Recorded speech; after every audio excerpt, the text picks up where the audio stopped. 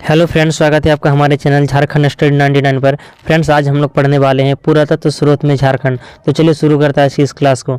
झारखंड के संबंध में निम्न में से कौन सा कथन सत्य है? यहाँ पुरातात्विक उत्खनन से पूर्व मध्य एवं उत्तरी पाषाणकालीन पत्थर के औजार एवं उपकरण मिले हैं। ऑप्शन नंबर बी, झारखंड में आदि मानव निवास करते थे। ऑप्शन नंबर सी, झारखंड में सबसे पुराने अवशेष पूर्व पूरा पाषाण काल के हैं। ऑप्शन डी या उपयुक्त सभी। तो फ्रेंड्स, इसका आंसर हो जाएंगे उपयुक्त सभी। यह सभी कथन सत्य है कि झारखंड के संबंध में जो कथन है कि यहाँ पुरातात्विक उत्खनन से पूर्व मध्य एवं उत्तरी पाषाणकालीन पत्थर के औजार उपकरण मिले हैं। झारखंड में आदि मानव निवास करते थे।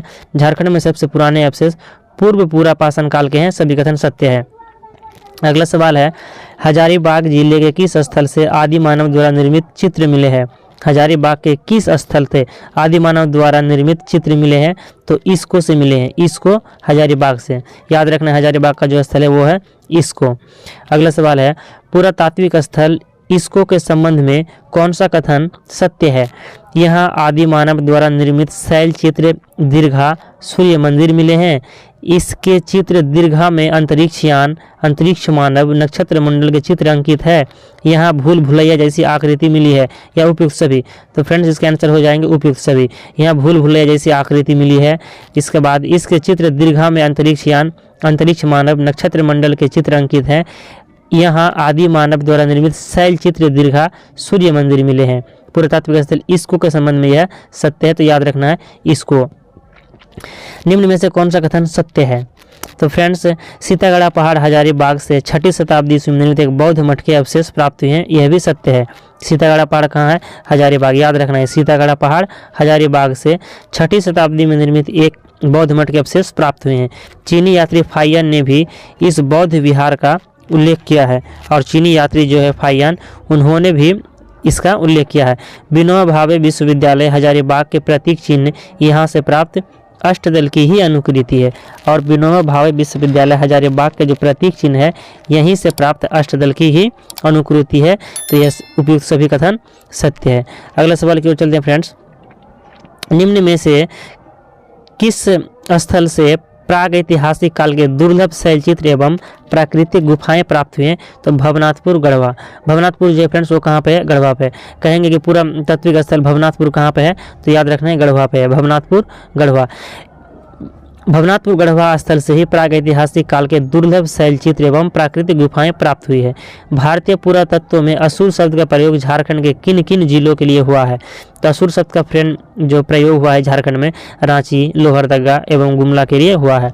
यानी असुर जो है गुमला में भी अवस्थित है, लोहरदगा और रांची ये सभी में अवस्थित है। इसीलिए असुर शब्द का प्रयोग झारखंड के इन तीनों जिलों में किया गया है। झारखंड के किस स्थल को कब्रगाह के प्राचीन अवशेष मिले हैं? झारखंड के किस स्थल से कब्रगाह के प्राचीन अवशेष मिले हैं? तो आंसर हो जाएगा लुपंगडी।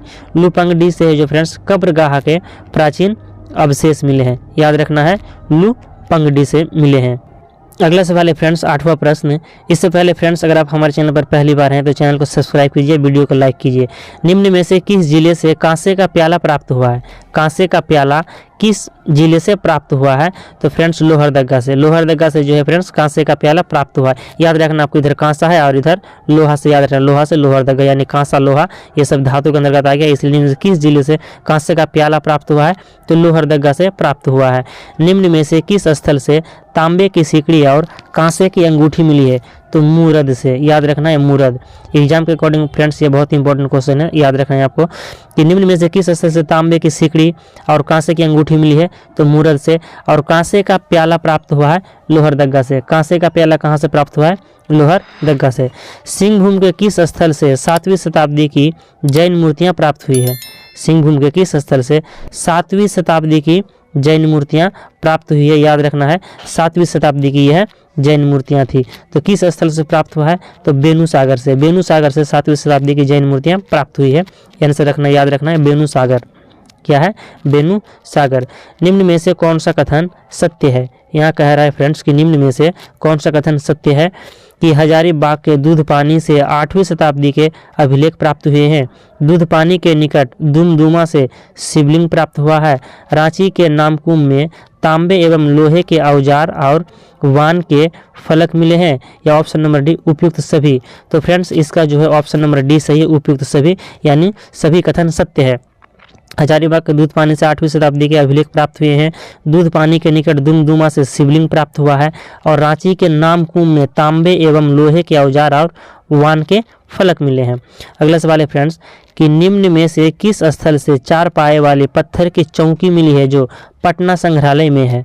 और इस जो है फ्रेंड्स 4 पाए वाली चौकी है कहाँ स्थित है, तो पटना संग्रहालय में स्थित। तो कहाँ पे है, पांडु पे है। याद रखना इसका आंसर हो जाएंगे पांडु, पांडु पे ही रखा गया है इसे। तो आंसर याद रखना है 4 पाए वाली पत्थर की चौकी कहाँ पे रखा गया है, पांडु पे रखा गया है, जो पटना संग्रहालय में है। तो यह कहाँ से प्राप्त हुआ है, तो पांडु से प्राप्त हुए हैं। अगला सवाल है फ्रेंड्स झारखंड के किस स्थल से बौद्ध की भूमि स्पर्श मुद्रा में एक मूर्ति प्राप्त हुई है।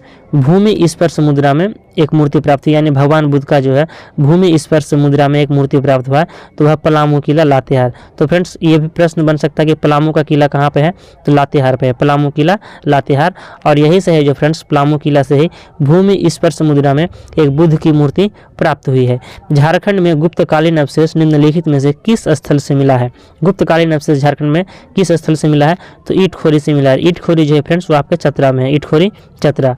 कवि गंगाधर 1373 से 78 ईस्वी द्वारा रचित प्रस्तर शिलालेख कहाँ से प्राप्त हुआ है, तो धनबाद से, गोविंदपुर धनबाद। याद रखना है गोविंदपुर कहाँ है, धनबाद। प्रश्न ये भी पूछ सकता है फ्रेंड्स कि ये जो शिलालेख प्राप्त हुए हैं गोविंदपुर यह कहाँ पर है, तो धनबाद में है। यानी गोविंदपुर जो स्थल है यह धनबाद पे है, जहाँ पर कवि गंगाधर 1373 से 78 ईस्वी द्वारा रचित प्रस्तर शिलालेख प्राप्त हुआ है गोविंदपुर से ही।